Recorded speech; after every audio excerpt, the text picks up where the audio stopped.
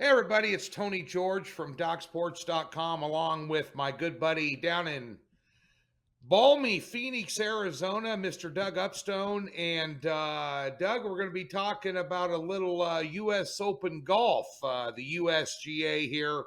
Uh, Good test of golf this week, Doug. The Country Club and in Brookline, Massachusetts. Obviously a storied golf course with a lot of history. And going to be a true test of golf this week, Doug. Yeah, that for sure. And the history part of it, in doing some research, at least I found it fascinating. Maybe not everybody will, but in terms of the when the USGA was first formed, Brookline was one of the first five golf courses that was part of that, and was at 1894. It was 6 holes, Tony. You wouldn't even work up a Yeah. sweat going out there for that.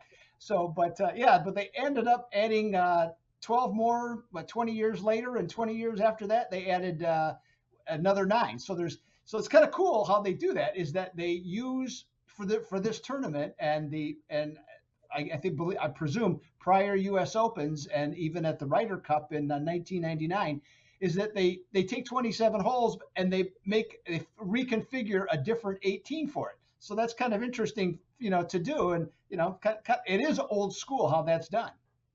Yeah, it opened up in 1882 as a croquet and horse club. And then they started putting in golf holes in the mid to early 1890s, and it's going to provide some challenges this week for the field, folks. This is not an easy golf course. 99, there was a Ryder Cup there. There's been some U.S. Opens there. I think the last one was 88 or something, if I'm not mistaken. It's been a while, Yes. if I'm not mistaken. But the one thing I noticed about this course right out of the gate, Doug, um, it tests every club in your bag. It tests, you want to look at the players with the rankings, shots gained on approach.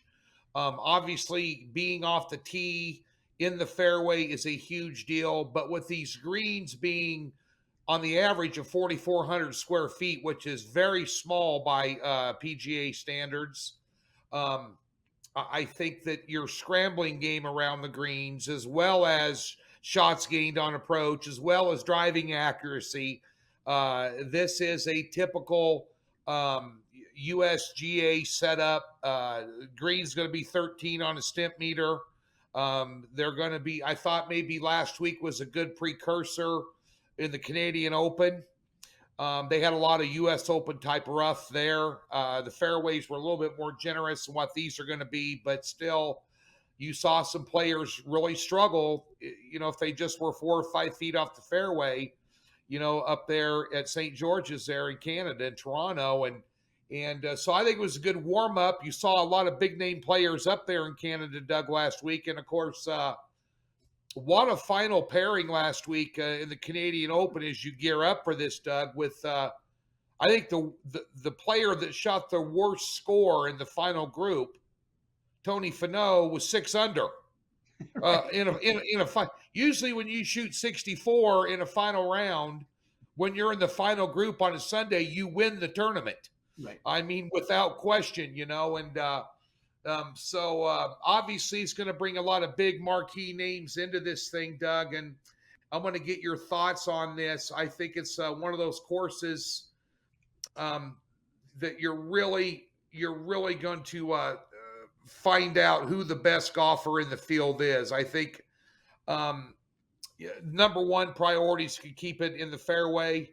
I think that the weather this weekend, we got some thunderstorms that are going to play into things on Friday and Saturday. So patience. Hitting these small postage stamp greens are going to be tough to do, especially out of the rough. There's a lot of blind shots here involved as well, Doug. Your thoughts on are we going to see the best players in the world rise to the top? Does the cream rise to the top here? Or do and you put your stuff out, on Wednesdays for top tens and head to heads for the entire tournaments, and I do the day to day. But to me, it just seems like a course like this is going to bring out the top 20 to top 50 players in the world that are going to be contending. I don't see a lot of no names coming out anywhere on this golf course, and not for 4 days anyway.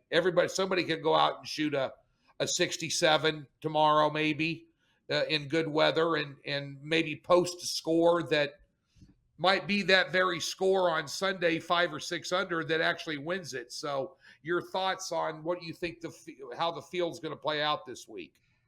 Yeah, I mean, from a betting standpoint, one of the things that I actually like is that there are so many good players because your odds are more fair. So I mean, as opposed to, for example, even if you're looking at top fives, even a lot of your top fives on a week to week basis, what are you going to get? Maybe a 140 plus 140, maybe a 160. So from this one, there's a lot of possibilities to look at.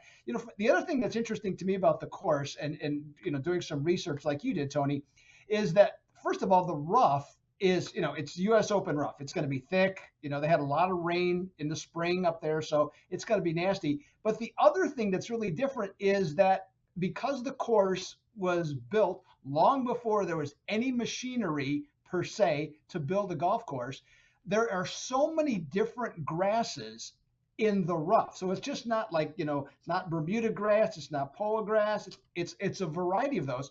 So you hit the ball in the rough, you're going to get some different lies, and how depending on the hole and what hole location you're at, you could get a completely different type of grass, take the exact same swing, and have a completely different outcome. So that's one thing that's about the golf course. Another thing that I was fascinated by, at least again I was, is that you can hit the ball right down the middle, okay, straight as an arrow down the fairway, but because the land is so old, there for sure is rocks that are oddly shaped that could literally be half an inch below the surface, so below the dirt line, that nobody would see, nobody knows about, and yet you hit the ball and the ball could go left or right, because of that. So that's just another, I mean, that just adds a little intrigue besides what you mentioned, the blind shots. So I think it's going to be fascinating. I love the size, for everybody who doesn't understand what about the green size. The average green size on the PGA Tour is 6,000 square feet. We're talking 25% smaller greens. So to your point, hitting postage stamp greens, that's exactly what we're looking at here. And, and it's going to be set up where there's going to be roll-offs and stuff like that. So you're going to have your short game in order. Like you said, the rain is the one thing that could change the speed of the greens, especially on Saturday and potentially Sunday.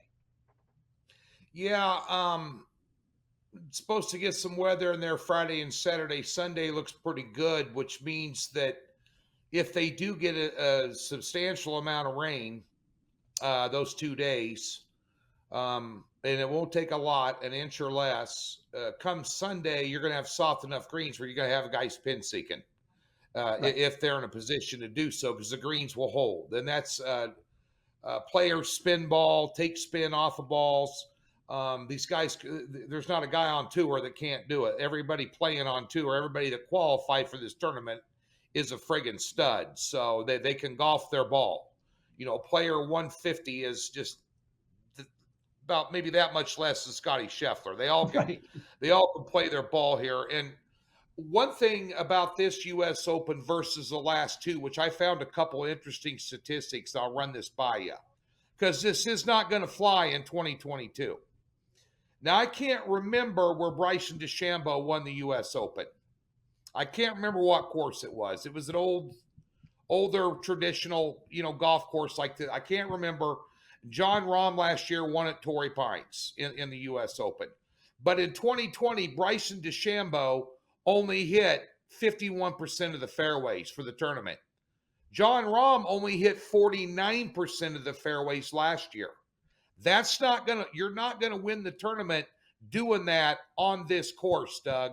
And I think you're going to be wanting to look at players with a lot of overall driving accuracy. Distance will help, but the driving accuracy, the overall driving numbers, the percentage of overall driving. That's one thing you want to look, and you can find that at PGA.com on tour stats and stuff like that, but you're not going to hit 49% of these fairways in the next 4 days, Doug, and win this golf tournament. Well, you certainly wouldn't think so. Now, like a lot of courses, they've taken out some of the trees that that used to come more into play. So it has a little bit more of a link style feel, especially off the tee, like a lot of golf Yeah. courses do today. So from that standpoint, but the great equalizer, at least seemingly, and this is where a caddy is going to, I think, be very important, is all the blind shots that you talked about, Yeah. because you can hit the ball basically exactly where you want to, but that doesn't mean it's going to be the precise spot to have the proper angle to come into the green. So I think that's a very unique variable coming into this. And then now you said you were playing golf, Tony, and so I'm going to just throw this at you. I've been doing this like yourself for a while, but today, so I wrote the article for Docs. Okay, I write a weekly article for Docs about the golf tournaments, and so I went through. I always take the top 12 and ties and talk about them. Okay, so I do that, get done with the article, go back and just click on I used DraftKings, as a matter of fact. I click on DraftKings. The top 12 completely changed from the time I started my article, which at this point, as we're doing this video, was about 3 hours ago, till I sent it in.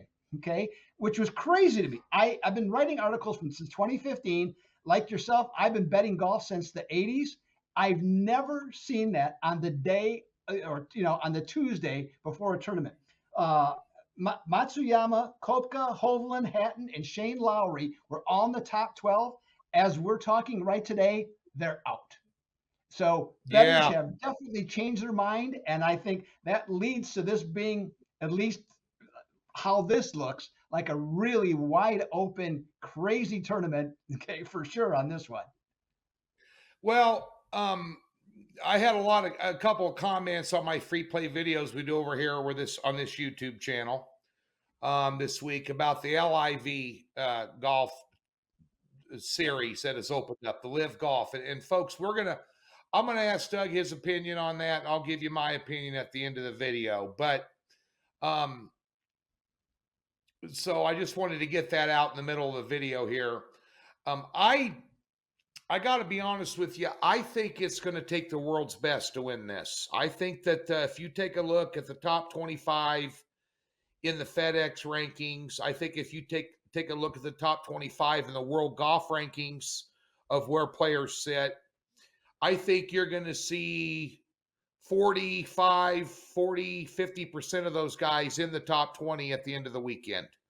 There's been a lot of guys having phenomenal years. Obviously, Scotty Scheffler's got one of the biggest leads in the FedEx Cup points you're ever going to see, especially with as much parity as we have. You're gonna see young talent that has performed well, like a Will Zalatoris, especially recently in majors. His game his putter kind of leaves him in these regular tournaments and over the weekend. But a great ball striker. I think there's a bunch of them in there, Doug, but I think you're going to see a lot of big names contend in this thing. And of course, I'm going to give out a couple of top 20s. I tell you, it's going to be real hard to call a winner. I guess my next thing is total score, Doug. What are your thoughts on how many under? The USGA would prefer that nobody breaks par. Right. I mean, that's always their goal, in a U.S. Open, and this isn't Tiger Woods at Pebble Beach going 22 deep, like back in the 90s. It's, this is a tournament where, players many times, especially the way you put this, you want players with a mentality that they know that par is okay, Right.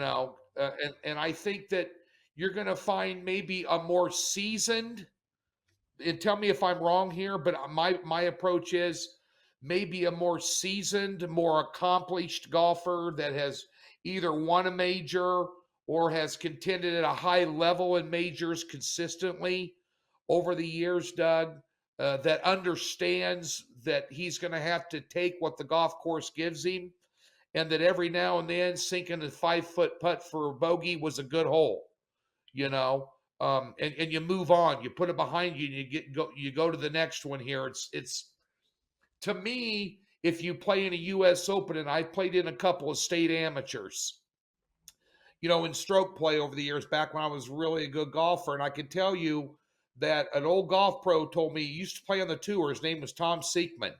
I think he won a tour event actually back in the late 80s, early 90s. And he was a golf coach I had, a guy I took lessons from in Omaha when I was living back in Lincoln. And he said, when you're approaching these big tournaments like this, he goes, approach it in your mind like match play. It's 18 one-hole tournaments. And whatever happened on the previous hole, whether you got an eagle, a double, a regular par when you should have had a birdie because you pulled a 3-footer. He goes, if you don't put it behind you and attack the next hole as the only hole you need to worry about, you're not gonna be successful. And I think maybe some of these older golfers, maybe not as much older, but more seasoned veterans here, may rise to the top over the weekend, Doug. And there's some big names in here, and we're going to talk about. Yeah, I agree with that. I guess I'm looking at this as kind of to your first point. I think the number one thing is exactly what you're saying, is that par is not a bad score. Okay, so that's if you approach all 18 holes that way.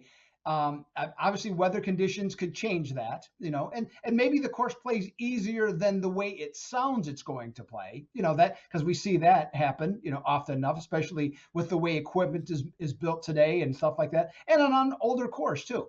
But if the course plays to what expectations are, I think we'll see, it'll be close to around par. There might be a few guys under par. That wouldn't be a surprise either. But I think in looking at the betting odds, for example, of the top 25, I think you have to pick and choose which guys that are going to be there. And there's certainly some guys that look like they will be. I mean, there's no reason not to like Rory McIlroy. There's no reason not to like Justin Thomas.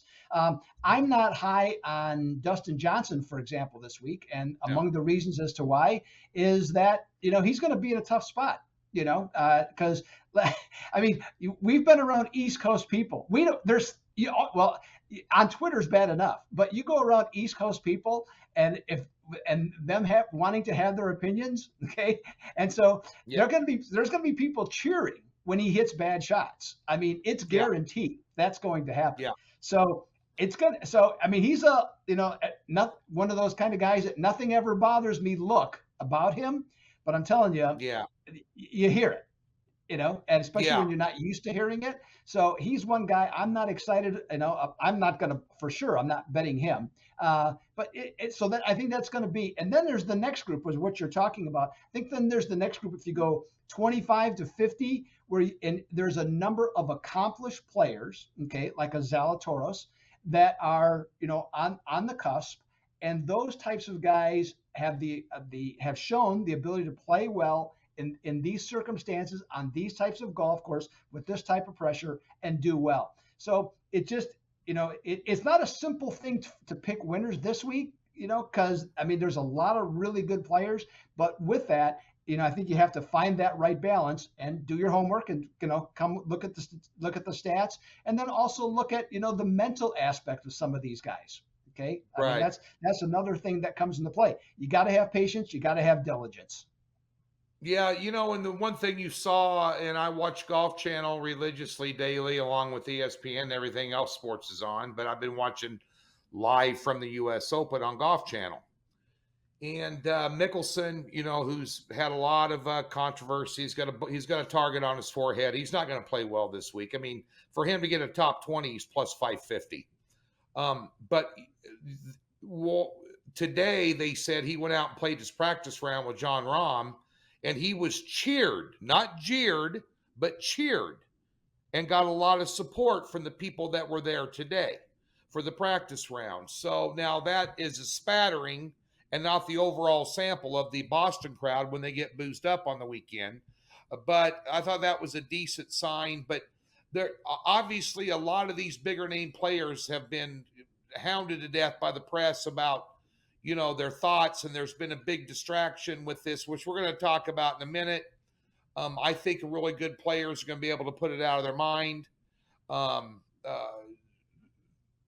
I think the players that are on the LIV tour that came over here, it's going to be a very rough week for them. DeChambeau, Patrick Reed, Phil Mickelson, Dustin Johnson, and those 4 players that I just mentioned are heavyweights. Louis Oosthuizen, another one who always plays well in majors, is a damn good accomplished golfer. But you're talking about, when you're talking about DJ, who obviously was a fan favorite here in the States. He's married to Wayne Gretzky's daughter. There's always that. We want to see what she's wearing every Saturday and Sunday on the courts. And then, of course, Reed and Mickelson. Phil Mickelson was one of the biggest fan favorites since Jack Nicklaus. And, Right. in terms of being popular, Patrick Reed. But the guys I just mentioned all are major winners. They've won majors. They should be on everybody's leaderboard, but because of the fabric of the way things is right now, I don't think any of them are going to perform well. And I don't wish him any ill will. The thing about Dustin Johnson is he can't putt anymore. He lost his putter. Before he left the tour to go to the LIV thing, he was 192nd in putting. That and $8 won't even get you a cup of coffee at Starbucks anymore. So I got news for you. You're not going to be able to play a U.S. Open when, less than a month ago, you were 198th in putting. And he switched equipment and all kinds of different things. But the people are here to talk about, let me put it to you this way. Scheffler, Sam Burns, Justin Thomas. Let's just talk about those 3 guys. They've kind of dominated the tour this year. If they haven't won, they've been right in the hunt. Right. And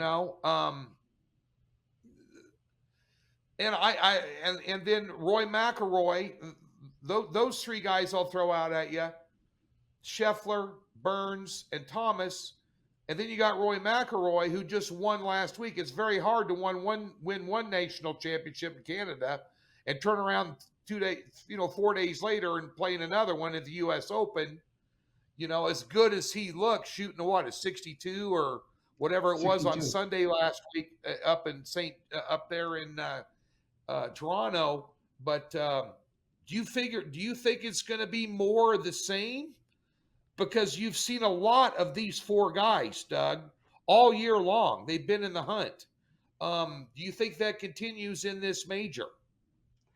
I guess I don't see why it wouldn't, to be perfectly honest. I mean, because the other thing too, the bigger aspect of this is you have to do it over 4 days. Okay. And not that you don't in other tournaments, but the ability to deal with the pressure, the how to understand the pressure, the ability to play well on the final day, the ability to, if you're a little bit, you make the cut, let's just say you're in the 30s, and then you make it, they refer to on the tour as moving day, as Saturday.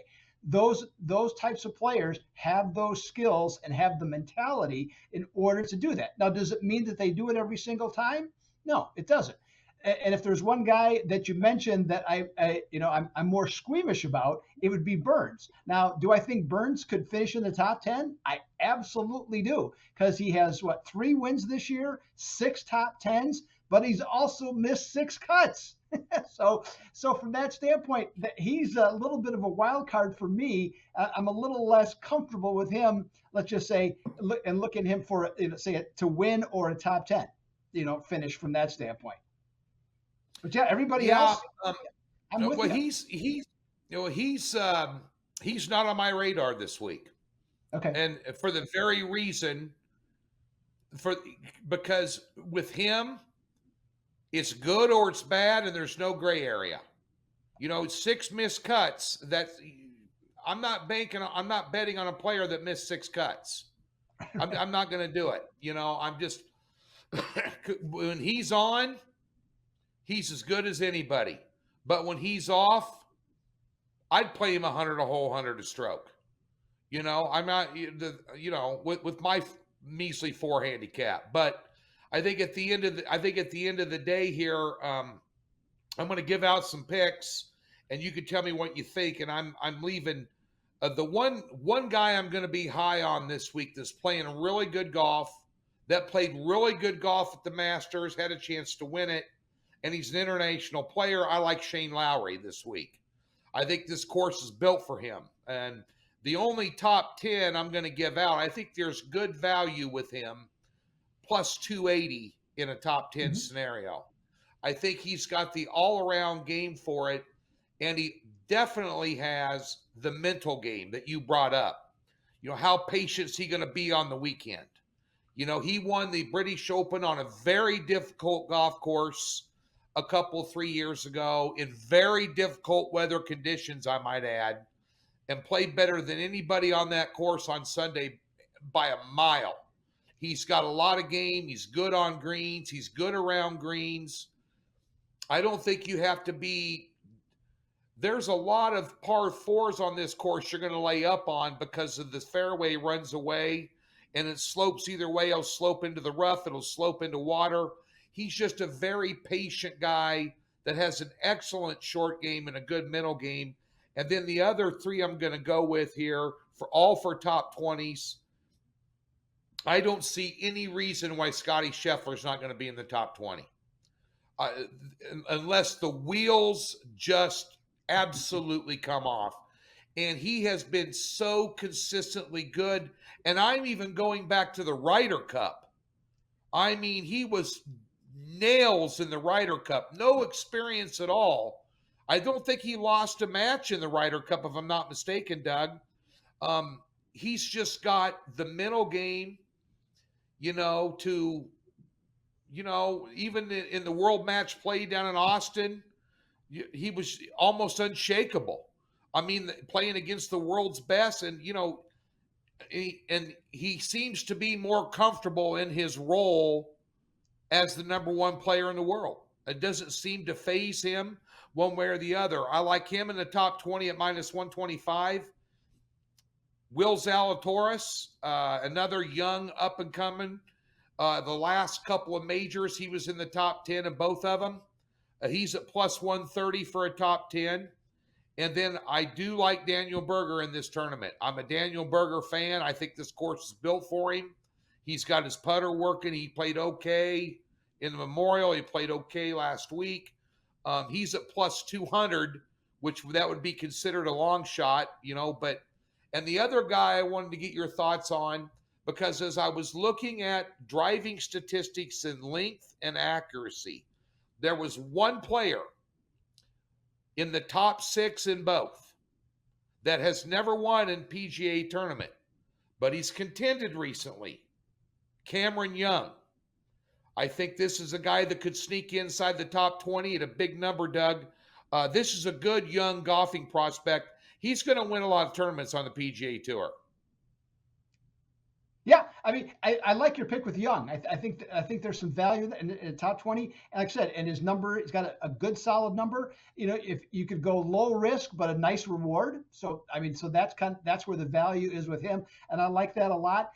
You mentioned Sam Burns. One thing that I would look at is for those that that like to do daily head-to-head betting or just look at different stuff. Burns, I think, could be a good candidate if you see he's playing well. So, if he fires, maybe a Friday, maybe he shoots a solid round on Thursday, come back with him on a Friday, or if he plays 2 good rounds, he's at or near the top 20. I mean, he's a guy, on the weekend that could do something. Okay. Then you take the element of missing the cut, potentially you take it out of the realm. So I think he's another one there. Zalatoris, completely agree. Okay. With you on that. I mean, just, I think, what is it? It's 5 top 10s out of 8 majors. Okay. That he's played. Yeah. I mean, it's remarkable. So I don't know how you don't consider him. Lowry, I also like. One thing that his key, he's the number 1 player in the field in bogey avoidance on harder golf courses. That's a key element there, okay, for him. So I agree with you on that one as well. And was there anybody else that you said? McIlroy, Justin Thomas, for some top 10s at some, like I said, some decent prices. I think you have to like them. And I agree with you on Scheffler as well. Okay, I think that those numbers are good from that standpoint. Yeah, I'm going to have the advantage against you this week because I know you. This is a tough call on Wednesday, and nobody, folks. By the way, free $60. You see that above us here. Click the link in the description below and get over to Docs. And you can get a free $60 in any new account. We'll park it in there for you. If you haven't tried Doug Upstone's golf, he's one of the best golf handicappers in the country. I'm saying that as a full endorsement. Now he'll look at this thing from head-to-head matchups throughout the tournament and top 5, top 10, top 20s. He'll put his stuff all out on Wednesday. But I think I have the advantage this week over a long haul 4-day period, Thursday, Friday, Saturday, Sunday, because I've already seen the tee times. And very rarely on Thursdays do I get late enough tee times in a tournament with the matchups I want that we have to release plays, and they go either tee off before we release plays or not. But I'm also going to have the advantage day to day to see how these players are playing, like you mentioned, a Sam Burns. Because if he shows up and he doesn't, screw old Shep on the side of the road, so to speak, on, Friday and or Thursday and Friday, this guy's going to be in the mix come Saturday, Sunday. I mean, if he's playing well in a tournament, he rarely goes out and fires 65, 67, then the next day fires a 78 or an 80. No, he stays steady the whole time. So we'll see, how he turns out there. But I'll be doing the head-to-heads daily starting Thursday. So I'll pick up player A against player B. That's a common matchup and see who's playing well and how it all plays out, so there's two different ways that Doug and I wager these tournaments. And that's not to say that Doug on the side, when he sees something on Saturday or Sunday he likes, doesn't go out and bet it either. I know my buddy Doug. He's got a little side money. If he had a bad Wednesday, he's hedging back by Saturday. But at the end of the day here, there's two different ways and two different handicappers here over at Docs how we approach this tournament. Before we get to a quick LIV Golf comment, Doug, anything jump off the board at you this week? Any single player that you're kind of looking at you might want to tell people to watch out for? Yeah, there is. Now, I have one guy that I really like, but I can't go there because he's officially a pick. I can tell you that. But I have another one that very likely. You're going to text me that pick. I will. You're going to text me that pick after the show. I will take care of that for you. But another guy that I actually really like this week, and I have not liked him all year long because he was playing so poorly until recently. And it's a person we've talked about often over the years, Tony Finau. Now, last week, you mentioned him earlier. He was right in the mix, finished third last week in the Canadian Open. In his last 5 tournaments, he has 3 top 5s. And the most important thing to understand about him, he's as bad a putter as Zalatoris, okay? Maybe even worse. But in his last 5 tournaments, he has picked up strokes putting in each and every one. So right now, his putter is performing literally over the period of time as well as it ever has. So I look at him, I want to say 140, plus 140 or thereabouts for a top 20. I'm looking at this guy as being money, Tony. Okay, coming into this one, he generally plays well on difficult golf courses. He's not afraid of the moment. So I like him. I think he's got an excellent chance for top 20. And hey, you know what? If the putts start falling, all of a sudden he's in the top 10 and he's on the leaderboard, on the big screen on Sunday, with everybody else. Yeah, I'm not in a good mood about him because I had Sam Burns minus 115 over him Sunday in the Canadian Open, and my guy Sam Burns fired a 65. And Finau has one thing he's been known for is to play 3 hellacious rounds of golf and kind of falter on Sunday. Right. And you and I have talked about the very opposite thing happening with Roy McIlroy. Right. He'll go out and shoot a 65 round one, then he'll shoot a 72, 73, then he'll fire a 64 on Sunday. End up in the top 10, but he stunk up the joint for 2 days after opening up strong. Well, Finau sinks a 50-footer on 18 to shoot a 64 when I'm in the house with 65 in a head-to-head. So he doesn't, and I'm thinking he's never going to make this. He's not a good putter, and the guy, he drains it. So just ironic that you said that. Briefly, Doug, and I don't want to get into the political side of this thing at all, but there is another golf tournament. Dustin Johnson left for $125 million. They guaranteed him $125 million to go over play on this Greg Norman Saudi-backed tour. There's a lot of political ramifications that you're seeing in the news and on sports channels about Saudi Arabia and some of the investors from there. It's kind of dirty money, so to speak, or whatever. But to put it personally, me, honestly, if you want to, you got to do what's best for you and your family. I don't blame anybody for wanting to better themselves in the world. If you have a problem with, Saudi money or whatever it is, and you're still putting gas in your car, then you're a hypocrite, because that's where 90% of it comes from right now. You're supporting them no matter what you do. But at the end of the day, Dustin Johnson took $125 million. To put that in perspective for people who don't watch a lot of golf, Tiger Woods' career earnings are $121 million. And he's the greatest golfer in the history of the planet. Okay, you can argue Nicklaus. He's one of the top 3 greatest golfers that ever walked the planet. Phil Mickelson's number was higher than that. It was $200 million. Now here's a guy that's in the twilight of his career that's gonna, if he goes out and he wins on the PGA Senior Tour, first place is $210 grand. Or you want to go over and play over there, and it doesn't make a difference, if you're guaranteed $200 million. So obviously, number one is, Doug, your thoughts on players jumping and going over there taking the money. And number 2 is, will that tour survive against the behemoth that is the PGA Tour? Yeah, a couple different things is that, I have to admit I'm not in favor of what they did. Okay, to me it's a money grab, and if I was a PGA Tour professional, in some cases that was like you mentioned, like a Dustin Johnson. He's at an age where it could go the other way for him. Okay, especially in terms of putting, he was never a great putter. That was all that cost him so many tournaments in his 20s.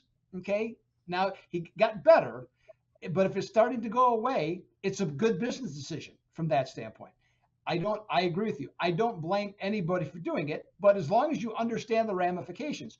One thing that I do believe, though, very strongly, is that all of these players are doing it in part because they think they're going to get a pass to play on, and I don't know what it's called anymore because they changed the name. I happened to see it the other day. They're going to get a pass to play on the European Tour. And so that's where they're going to be able to play more golf, okay, and to keep their brand and keep their sponsors and to do all that. Now, the PGA and the European Tour have a quote unquote gentleman's agreement, that they would always leave each other alone, okay? Yeah. Complement each other, work together. So the ball's in the European courts, it's in their court as to what they're going to do. So that'll be really interesting, to watch and how that plays out. I don't think there's an answer to how if this LIV Golf will survive, because the money is unlimited. The only thing that will prevent it is if the public doesn't buy into it. So if you only have, even if they get 100 guys, and it depends on who they get.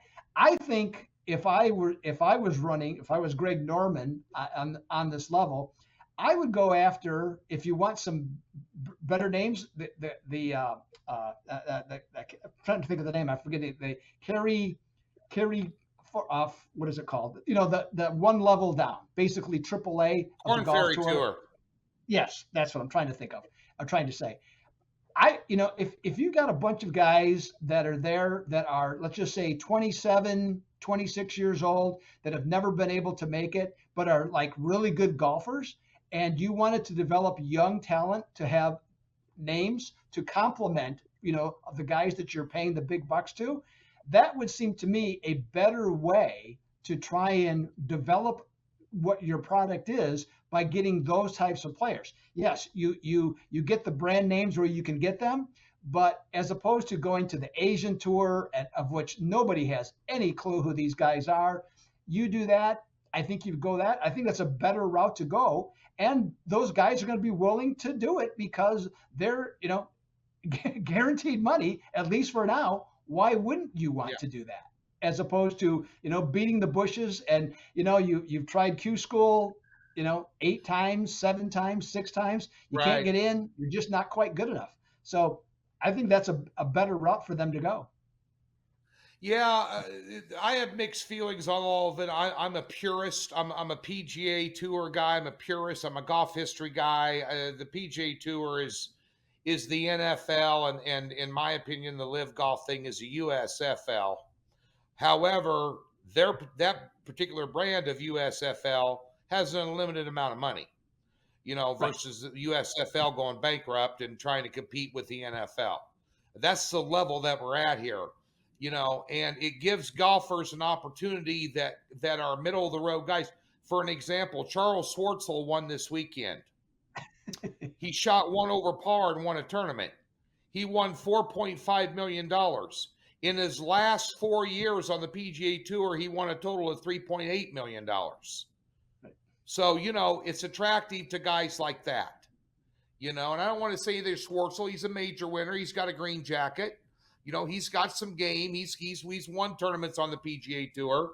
But for a guy like a Bo Van Pelt or something, this is a great and he's not on that tour. He's not on the LIV, but just to give you a name, you hear it every now and then, but very rarely.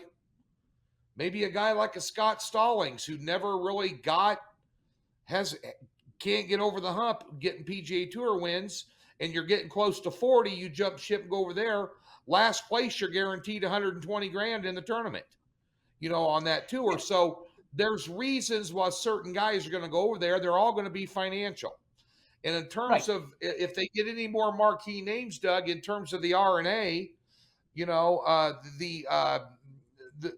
the European Tour, they're not gonna kiss the PGA Tour's ass, because that tour would love to have a Dustin Johnson, a Patrick Reed, a Phil Mickelson, a Bryson DeChambeau. They would love to be able to have them in the British Masters and play, because the gate's going to double. The TV viewership's going to be substantially higher than it was, without them. So they're going to welcome that. It's going to be politically tough for them with the PGA Tour, but financially it makes sense to them. So this whole thing's kind of a can of worms. But, again, my philosophy is good riddance, sayonara. You made the choice, go. And you made the choice that you felt was best for you and your career and your family. Phil Mickelson's not going to win any more majors, and Phil Mickelson is not going to win any more regular season golf tournaments at age 51. No. He can go on the senior PGA Tour, and I guess beat a bunch of guys he's been whipping their ass for 40 years on the or 30 years on the regular tour. Kind of why Jack Nicklaus didn't play a lot of senior events. He goes, why do I want to go play those guys? I've been beating them for 35 years. Right. I got nothing left to prove. I don't think Phil does either. 40 some regular season, regular PGA Tour events, and 5 or 6 majors under your belt, and somebody's going to give you $200 million when you think you're over the hill and you're going to join the geriatric crowd. The guys that I golf with now, because I'm in that crowd. But at the end of the day, why not take the money? I'm not going to hold it against the guy. The way he went about it. It's free agency. Politics. That's really what it is. It's free agency in golf. It's nothing more than that, and it's an opportunity for others to make some money. Anybody can determine if they feel that it's worth it or not. It's here, so everybody's going to have to deal with it. The outcome will play out. It's going to be what it's going to be, and I mean, it's so. I mean, this goes way back, but the original free agent, if you will, Curt Flood, okay, 1968 with baseball. It ruined his career. It did everything else, but you know what? He set the path for everything that followed in every major sport by doing that. And this is now what's going to happen in golf. And if LIV Golf is that good and they figure out how to do something, it'll survive. If it doesn't, it won't. It's that simple. PGA Tour is going to feel a little pressure initially. I don't know long term that it will.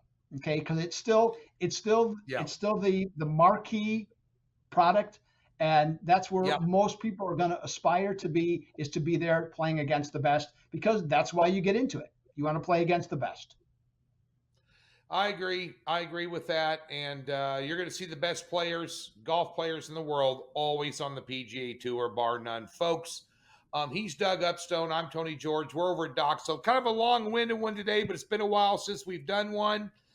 Doug's kind of your free play best bet was Tony Finau inside the top 20, so find a good number on him.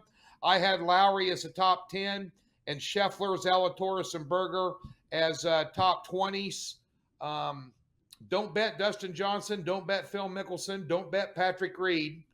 And if you wanted long shot in there for a top 20, I'd say Cameron Young as well, and Doug kind of agreed with me on that one as well. So we'll call that a joint free tip. You can find Doug's action over at Doc Sports in the PGA Tour every single Wednesday. He puts out his picks for the entire tournament that day.